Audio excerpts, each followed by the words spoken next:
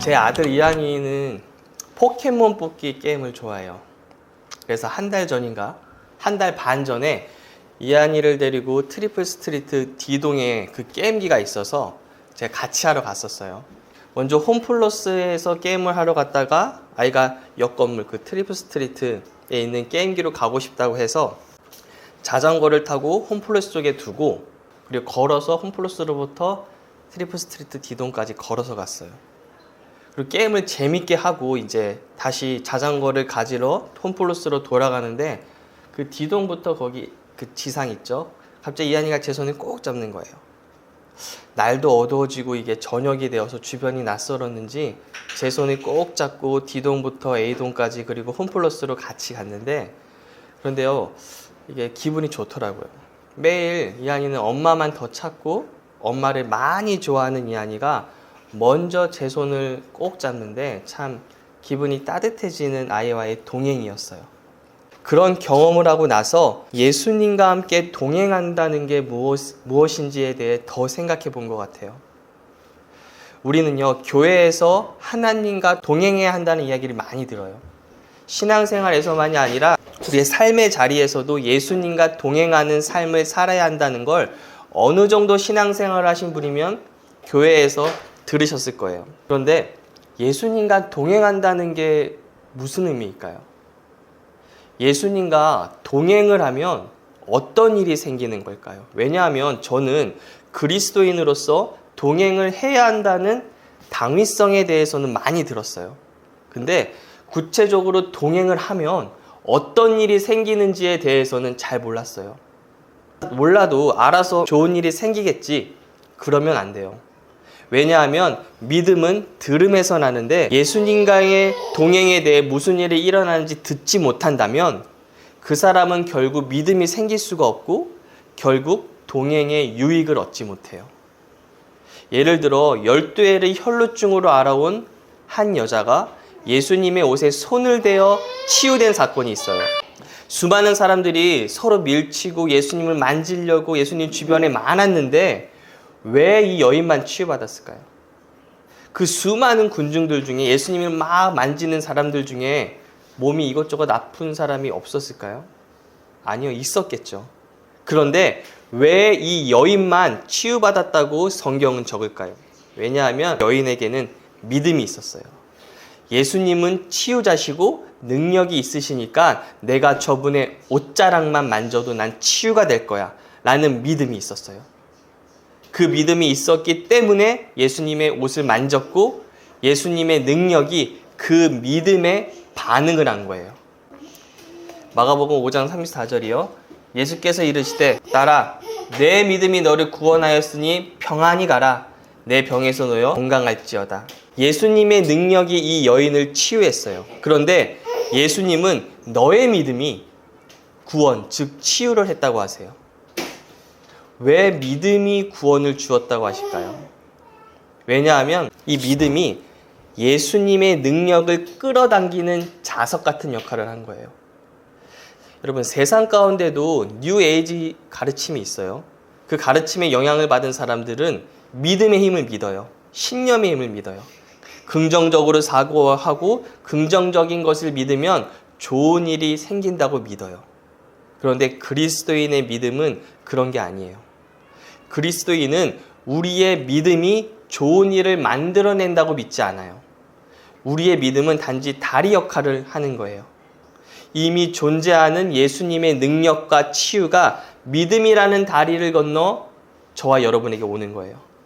우리의 믿음이 하나님을 우리를 향해 선하시게 만들고 우리의 믿음이 하나님을 우리를 향해 긍휼을 베푸시게 만드는 것이 아니라 그분이 이미 선하시고 이미 우리를 향해 긍휼한 마음을 품고 계시다는 것을 믿음으로 받아들이는 거예요.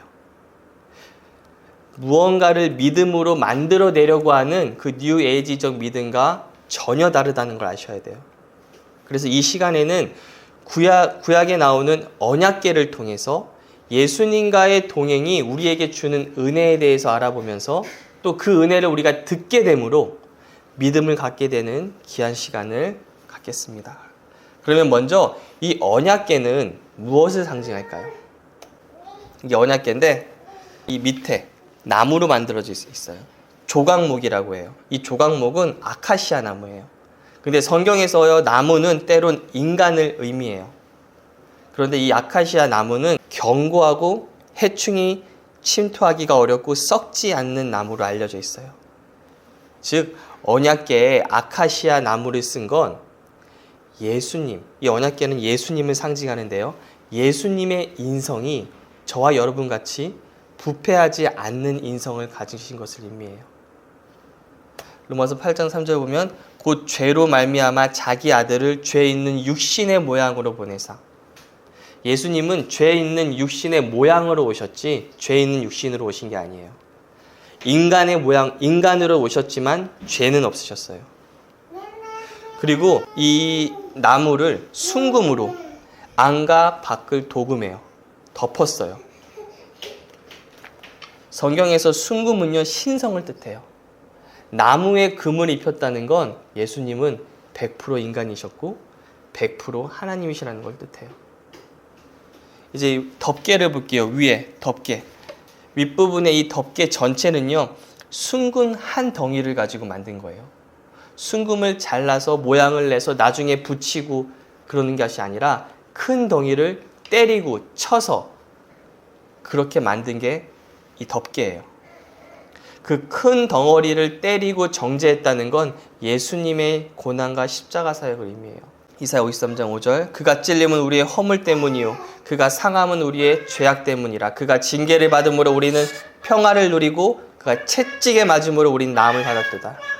이 이사야의 예언처럼 예수님은 저와 여러분의 위해서 온갖 구타와 채찍과 상함을 당하셨어요. 바로 그 모습을 지금 이 덮개를 만드는 과정이 예표하는 거예요. 참고로 저 위에 덮개를 속죄소라고 불러요. 그리고 이 언약궤 안에 3가지 물건을 보관이 되어 있어요. 3가지 물건이. 밑에 보이죠? 십계명의 돌판이 있고요. 아론의 지팡이가 있고 마지막으로 만나를 담은 금 항아리가 있어요. 그런데 왜 하나님은요 이 중요해 보이는 이 물건들을 아이템들을 언약궤에 넣고 덮개로 덮어놓으라고 하신 걸까요? 이렇게 정말 중요하면 백성들이 와서 항상 보게 해야죠. 근데 덮어놓으라고 하셨어요. 마치 하나님은 그 3가지 물건이 보이기를 원하시지 않는 것 같아요. 왜 그러셨을까요? 왜냐하면요 이 3가지는 다 인간의 죄를, 하나님에 대한 반역을 하나님께 상기시켜요. 이스라엘이 십계명을 받을 때를 생각해 보세요. 그들은 자신이 하나님의 높은 그 거룩함의 기준, 의로움의 기준을 맞출 수 있다고 믿었어요. 그래서 이스라엘 백성들은 하나님이 구체적으로 어떠한 계명을 주시기도 전에 우리는 하나님이 분부하시는 무엇이든지 다 지킬 거예요. 이 말은 나는 하나님의 기준을 맞출 수 있는 괜찮은 존재예요. 나는 하나님을 사랑하고 하나님께 온전히 헌신하는 마음도 있고 난 괜찮은 사람이에요. 나는 하나님의 사랑과 축복을 받을 만한 존재예요 라고 말하는 것과 같아요. 그래서 하나님은 십계명을 주세요. 하나님의 높은 기준을 주시면서 지켜보라고 하시는 거예요.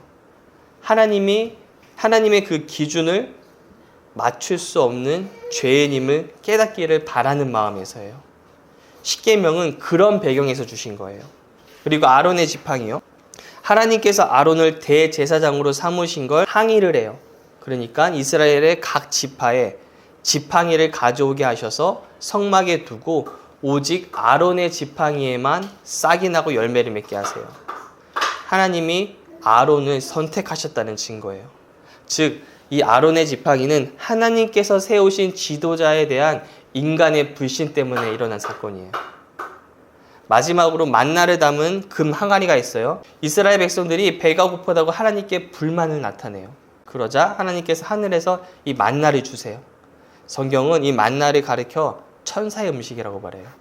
시편 78편 24절부터 5절 보면 그들에게 만나를 비같이 내려 먹이시며 하늘 양식을 그들에게 주셨나니 사람의 힘센 자의 떡을 먹었으며 그가 음식을 그들에게 충족히 주셨도다. 여기 힘센 자의 떡이라고 말하지만 영어 성경에 보면은 천사의 음식이라고 말해요. 이 음식을 먹은 이스라엘 백성은 40년 동안 광야에 있으면서 아픈 사람이 없었어요. 하나님의 초자연적인 보호하심이 있었다는 증거예요. 그런데 이스라엘 자손은 하찮은 음식이라고 말해요. 민수기 21장 5절 보시면 백성이 하나님과 모세를 향하여 원망하되 어찌하여 우리를 애굽에서 인도해내어 이 광야에서 죽게 하는가. 이곳에는 먹을 것도 없고 물도 없도다. 우리 마음이 이 하찮은 음식을 싫어하노라. 즉 이 만나도 이스라엘 백성들의 불신과 죄 때문에 하나님께서 주신 거예요. 그래서 이 만나 역시 하나님께 이스라엘 백성이 했던 그 불평, 불만을 상기시키는 물건이에요. 이 세 가지 물건이 죄이고 나쁘다는 게 아니에요, 지금. 인간의 죄와 불신으로 인해서 이 세 가지 물건을 주신 거예요. 그렇기 때문에 이 세 물건이 하나님께 인간의 죄를, 불신을 상기시키는 거예요. 이제 이 세 물건을 넣고 덮개로 덮어요. 근데 보시면 이 덮개에 두 천사가 있어요. 위에 보이시죠? 성경은 그룹이라고 하는데 이들은 하나님의 의로움을 지키는 존재예요. 어떤 것도 하나님의 의로움을 훼손하지 못하게 막는 존재들이에요. 이 그룹이 첫 번째 성경에서 언급된 건 아담과 하와가 범죄하고 그들이 다시 동산에 들어오지 못하도록 막는 존재로서 언급이 돼요. 창세기 3장 24절 보시면 이같이 하나님이 그 사람을 쫓아내시고 에덴 동산 동쪽에 그룹들과 두루 도는 불칼을 두어 생명나무의 길을 지키게 하시니라. 이 말은 죄된 인간이 하나님께 다가오지 못하도록 막는 존재가 그룹이고 죄가 하나님께 다가오지 못하게 막는다는 의미에서 하나님의 거룩함을 그리고 의로움을 지키는 존재라고 말할 수 있어요. 그리고 이제 그 덮개를 속죄소라고 하는데 이 속죄소에 이스라엘 대제사장이 1년마다 한 번씩 속죄일에 희생제물의 피를 이 덮개, 속죄소에 뿌려요. 레위기 16장 14절 그는 또 숫송아지의 피를 가져다가 손가락으로 속죄소 동쪽에 뿌리고 또 손가락으로 그 피를 속죄소 앞에 7번 뿌릴 것이며. 그런데 왜 속죄소 동쪽에 뿌릴까요? 이 동쪽이 예수님의 십자가에 달리신 곳을 향하고 있어요. 성경은 어떤 것도 그냥 쓰인 게 없어요. 그리고 왜 속죄소 앞에 7번 뿌릴까요? 이 속죄소 앞이라는 건 대제사장이 언약궤 앞에 서 있는 장소를 말해요. 그 언약궤 앞 땅에 7번 뿌린다는 거예요. 7은 완전수죠. 이 말은 저와 여러분이 예수님 앞에 서 있을 수 있는 자리가 생겼다는 걸 말해요. 구약에서는 하나님께 일반 백성은 나아갈 수도 없어요. 대제사장도 제대로 준비를 하지 않으면 바로 죽게 돼요. 하지만 이제 저와 여러분은 예수님의 보혈로 말미암아 하나님께 담대하게 나아갈 수 있게 되었고 하나님 앞에 담대하게 서 있을 수 있는 존재가 된 거예요. 이렇듯 이 언약궤는요, 우리 예수님을 완벽하게 보여주는 예표예요. 그러면 이 언약궤와 이스라엘 백성이 동행하는 사건이 구약성경에 있을까요? 많아요. 그런데 특별히 이 시간은 이 언약궤를 가지고 요단강을 건너는 사건을 볼 거예요. 왜냐하면 이 사건은 예수님과의 동행의 유익을 가장 명확하게 드러내는 사건이에요. 여러분, 이스라엘 백성이 40년간 광야 생활을 끝내고 요단강을 건너서 이제 약속의 땅으로 건너갈 시간이 왔어요. 그래서 여호수아 3장 3절 보시면 백성에게 명령하여 이르되 너희는 레위사란 제사장들이 너희 하나님 여호와의 언약궤 매는 것을 보거든 너희가 있는 곳을 떠나 그 뒤를 따르라. 그러나 너희가 그 사이 거리가 2000 규빗쯤 되게 하고 그것이 가까이 하지는 말라. 그리하면 너희가 행한 길을 알리니 너희가 이전에 이 길을 지나보지 못하였음이라 이니라 하니라. 2000 규빗. 이 규빗이라는 그 단위는 이 팔꿈치부터 손가락 정도의 길이라고 해요. 꽤 먼 거리예요. 왜 이렇게 먼 거리를 두고 뒤에서 백성이 따라오라고 하셨을까요? 그냥 같이 가면 안 될까요? 그거는 우리 앞에 길을 여시고 일을 행하시는 건 예수님이라는 걸 알기 원하시기 때문이에요. 제가 어느 목사님이 하시는 말씀을 들은 적이 있어요. 이 이 목사님의 교회 성도님이 이 목사님께 와서 이렇게 말했대요. 목사님, 지금 제가 하는 일이 다 잘 되고 있고 삶이 평탄합니다. 그런데 제가 헷갈리는 게 있는데 이게 정말 하나님의 은혜 때문인지 아니면 제가 그냥 일을 잘하고 있으니까 큰 탈 없이 지내고 있는 건지 잘 모르겠어요. 이럴 때는 어떻게 해야 될까요? 이렇게 질문했다고 해요. 그러자 이 목사님이 이렇게 대답을 했어요. 그러면 제가 형제님을 위해서 이렇게 기도해도 될까요? 지금 형제님이 일도 잘 되고 삶이 평안한 게 정말로 이게 하나님의 은혜 때문인지 헷갈린다고 하니 하나님이 은혜를 다 거두셔서 이 형제가 하나님이 하신 거였구나를 알게 해주세요. 이렇게 기도해도 괜찮을까요? 그러자 이 형제님이 아니요. 제발 그러지 마세요, 목사님. 그랬다고 해요. 저 멀리 떨어져 언약궤가 앞서가는 걸 보는 이스라엘 백성은 어땠을까요? 요단강이 멈추는 모습을 보면서 저 물이 멈춘 건 혹시 나 때문일까? 내가 경건하게 살고 기도도 잘하고 순종을 잘해서 저런 일이 일어난 건 아닐까? 그런 생각이 전혀 안 들 거예요. 왜냐하면 너무 명확하잖아요. 거리가 이만큼 떨어져 있고 저건 나 때문이 아니라 언약궤 때문이구나. 그들은 헷갈리지 않았을 거예요. 여러분, 하나님은요, 저와 여러분이 하나님의 은혜를 당연시하는 걸 원하지 않으세요. 아버지 하나님은 우리 삶의 모든 은혜가 예수님 저 언약궤 때문인 걸 알기를 원하세요. 그래서 백성과 언약궤 사이에 거리를 두게 하신 거예요.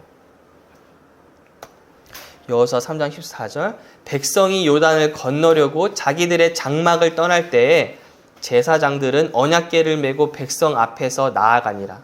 요단이 곡식 거두는 시기에는 항상 언덕에 넘치더라. 궤를 맨 자들이 요단에 이르며 궤를 맨 제사장들의 발이 물가에 잠기자. 본문의 이스라엘 백성들이 강을 건너야 할 이 시기는요, 물이 넘쳐서 지나가는 건 굉장히 위험했어요. 그런데 언약궤를 맨 제사장들이 물에 발을 담근 순간 어떤 일이 일어날까요? 16절, 곧 위에서부터 흘러내리던 물이 그쳐서 사르단에 가까운 매우 멀리 있는 아담 성읍 변두리에 일어나 한 곳에 쌓이고 아라바의 바다 여매로 향하여 흘러가는 물은 온전히 끊어짐에 백성이 여리고 앞으로 바로 건널세. 이게 무슨 의미일까요? 예수님을 상징하는 언약궤가 요단강에 들어가요. 이 요단강은요, 히브리어로 야르덴이라는 글자예요. 근데 이 야르덴이라는 글자의 뜻은 내려가다라는 뜻이 있어요. 재밌는 건 이 야르덴이라는 이 단어 세 글자로 이루어져 있는데 그 마지막 덴이라는 글자가 있는데 그 뜻이 뭔지 아세요? 심판이라는 뜻이 있어요. 이게 무슨 말일까요? 하늘 보좌에서 아버지와 함께 계셨던 예수님이 그 하늘 보좌를 버리시고 내려오셨어요. 인간의 모습으로 내려오셨어요. 그런데 거기서 멈추지 않고 어디까지 내려가셨어요? 심판의 자리까지 내려가셨어요. 이 언약궤가 요단강에 들어간 건 예수님이 심판의 자리로 내려가신 걸 의미해요. 그러자 어떤 일이 생겨요? 물이 멈춰서 아담 성읍 변두리에 쌓였어요. 물이 쌓이는 거예요. 멈춰서. 그런데 왜 하나님은 물을 아담 성읍 근처에 쌓으셨을까요? 여러분, 성경에 지명과 이름은 그냥 아무 뜻 없이 쓰인 게 없어요. 하나님은 이 장면을 통해 이렇게 말씀하시는 거예요. 아담으로부터 흐르는 모든 저주와 죽음과 심판이 너희 앞을 가로막고 있었지만 예수님이 그 심판의 자리까지 내려가셨기 때문에 더 이상 너희에게는 아담으로부터 오는 심판의 저주가 없단다 라고 말씀하시는 거예요. 그리고 사르단에 가까운 아담 성읍이라고 하는데 이 사르단은 고통이란 뜻이에요. 아담의 죄로부터 인간에게요 고통이 왔어요. 그 모든 아담의 죄로 인한 고통이 더 이상 너희들의 앞길을 막지 못할 거야. 그런 말씀을 하시는 거예요. 예수님이 아담의 죄로 말미암아 온 모든 저주와 고통과 정죄를 우리 대신 심판의 자리로 내려가심으로 말미암아 그 모든 고통과 저주를 멈추신 것을 의미해요. 오래전에 한 유명인이 이런 말을 한 걸 제가 들은 적이 있어요. 아내가 아이를 낳는데 아내에게 무통주사를 맞지 않을 것을 권했대요. 왜냐하면 주님께서 주신 해산의 고통이라면 우리 피하지 말자라고 했다고 해요. 저는 그 이야기를 듣고 저거 아닌데 라고 생각했어요. 여러분, 출산의 고통이 왜 왔어요? 아담과 하와가 범죄함으로 왔어요. 죄로부터 온 고통이에요. 그러면 예수님이 오셔서 그 죄의 값을 청산하셨다면 우리는 무엇을 기대를 할 수 있어요? 아, 출산의 고통에서 내가 벗어날 수 있겠구나를 기대할 수 있어요. 그래서 무통주사를 맞아도 되고 하나님께 하나님 이 출산의 고통이 크지 않도록 도와주세요 기도하는 것도 성경적인 기도예요. 왜냐하면 예수님이 치르셨으니까. 그런데 성경을 예수님의 십자가에서 완성하신 일을 토대로 보지 않으면 얼마든지 그 유명인이 해석했던 것처럼 성경을 그렇게 해석할 수 있어요. 물론 이 유명인은 그게 잘못 전달되었다고 나중에 해명을 했지만 이미 너무 큰 이슈가 되어서 그건 좀 아쉬운 건 어쩔 수 없는 것 같아요. 그럼 다시 본문으로 돌아가서요. 언약궤를 메고 요단강에 들어간 것이 저와 여러분에게 오늘날 어떻게 적용될 수 있을까요? 여러분, 언약궤를 누가 맸어요? 제사장이에요. 베드로전서 2장 9절에 보시면 그러나 너희는 택하신 족속이요 왕 같은 제사장들이요. 오늘날 저와 여러분이 바로 이 제사장들이에요. 언약궤를 메고 간다는 건 저와 여러분이 제사장으로 예수님과 함께 동행하는 걸 말해요. 그런데 생각해 보세요. 만약에 이 제사장이 언약궤를 들고 요단강을 밟지 않았다면 저 기적이 일어났을까요? 15절에 보시면 요단이 곡식 거두는 시기에는 항상 언덕에 넘치더라. 궤를 맨 자들이 요단에 이르며 궤를 맨 제사장들의 발이 물가에 잠기자 곧 위에서부터 흘러내리던 물이 그쳐서, 성경은 분명히 제사장들의 발이 물가에 잠겼을 때 기적이 일어났다고 기록해요. 이 말은 예수님이 혼자서 알아서 하시는 게 아니라 예수님과 함께하는 그 누군가를 통해서 역사하신다는 걸 말해요. 그러면 오늘날 믿는 그리스도인들은 예수님과 동행하는 사람일까요? 아니면 동행을 안 할까요? 우리가 막 동행하세요, 동행하세요 말하지만 예수님을 믿는다면 우리가 인지하든지 인지하지 못하든지 예수님이 함께 하세요. 히브리서 13장 5절 볼게요. 내가 결코 너희를 버리지 아니하고 너희를 떠나지 아니하리라 하셨느니라. 예수님은 절대로 저와 여러분을 떠나지 않으세요. 그 말은 저와 여러분이 언제나 예수님과 동행한다는 걸 의미해요. 그런데 왜 누군가에게는 이 동행하는 열매의 기적이 나타나고 어떤 그리스도인들은 전혀 이 동행의 열매를 나타내지 못할까요? 그건 동행이 우리에게 주는 은혜를, 유익을 전혀 모르기 때문이에요. 전혀 모르고 동행하라니까 동행이 좋은 거구나만 알지 이 동행이 우리에게 줄 수 있는 것을 모르기 때문이에요. 그리고 그것에 대해 듣지도 못했기 때문에 믿음도 생기지 않아요. 이 본문의 제사장들은 언약궤를 메고 요단을 건너려고 발을 밟으면 요단물이 멈출 거라는 걸 알았을까요? 몰랐을까요? 알았어요. 아무것도 모른 채 그냥 시키는 대로 하는 무작정의 믿음이 아니었어요. 13절 보시면 온 땅에 주 여호와의 궤를 맨 제사장들의 발바닥이 요단물을 밟고 멈추면 요단물 곧 위에서부터 흘러내리던 물이 끊어지고 한 곳에 쌓여 서리라. 이것은 아직 밟기 전이에요. 그들은 물이 멈출 거라는 걸 들었어요. 그리고 믿음이 생겨 믿음으로 발을 내딛었던 거예요. 우리 삶에요, 수많은 문제들이 있어요. 질병의 문제도 있고 재정의 문제도 있고 환경이 막혀 있고 그런 문제들이 있어요. 분명히 예수님의 채찍에 맞으심으로 질병을 대속하시고 그리고 나 대신 고난을 당하시고 피를 흘려주심으로 우리 삶의 문제를 대속하셨다는 걸 알고는 있는데 경험적으로는 여전히 우리 삶에 그런 문제들이 보여요.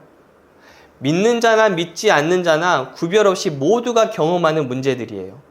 하지만 이제 예수님이 요단, 아르덴으로 내려가셨기 때문에, 다시 말하면 심판까지 내려가셨기 때문에 더 이상 저와 여러분 앞을 이 아담의 죄로부터 나온 고통이 가로막을 수는 없어요.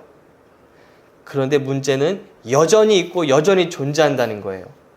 그러면 이 강을 어떻게 멈출까요? 가만히 있는 게 아니에요. 예수님이 알아서 해주겠지, 그렇게 가만히 있는 게 아니에요. 고린도후서 4장 13절 보시면 기록된 바 내가 믿었으므로 말하였다는 것 같이 우리가 같은 믿음의 마음을 가졌으니 우리도 믿었으므로 또한 말하노라. 여러분, 믿음 생활에서 가장 중요한 게 바로 이 말이에요. 무엇을 말하나요? 예수님이 십자가를 통해 이루신 걸 믿고 예수님이 하신 일을 말하는 거예요. 오늘 배운 걸 기반으로 생각해 보세요. 예를 들어 질병이 있어요.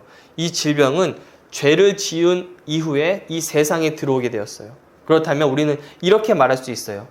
진정한 언약계에 계신 예수님이 심판의 자리까지 내려가셔서 아담으로부터 흘러온 질병의 값을 치르셨기 때문에 이 질병은 나에게 올 수 없다. 떠나갈지어다. 이렇게 말을 하는 거예요. 이렇게 믿음으로 믿었다면 말하는 게 꼭 필요해요. 예를 들어서 여러분 집에 모르는 사람이 들어오더니 이 집이 좋아 보인다고? 나 오늘부터 이 집에 살아도 되냐고 물어요. 누구시냐고 해도 대답도 하지 않고 저 빈 방에 들어가더니 자기 짐을 가져오고 물건을 가져오고 마치 자기 집처럼 살려고 해요. 아무리 나가라고 해도 나가지 않고 그냥 계속해서 살아요. 내 집에 무단 세입자가 지금 살게 된 거예요. 지금 제가 말도 안 되는 예를 든 거지만 이게 많은 그리스도인에게 일어나는 일들이에요.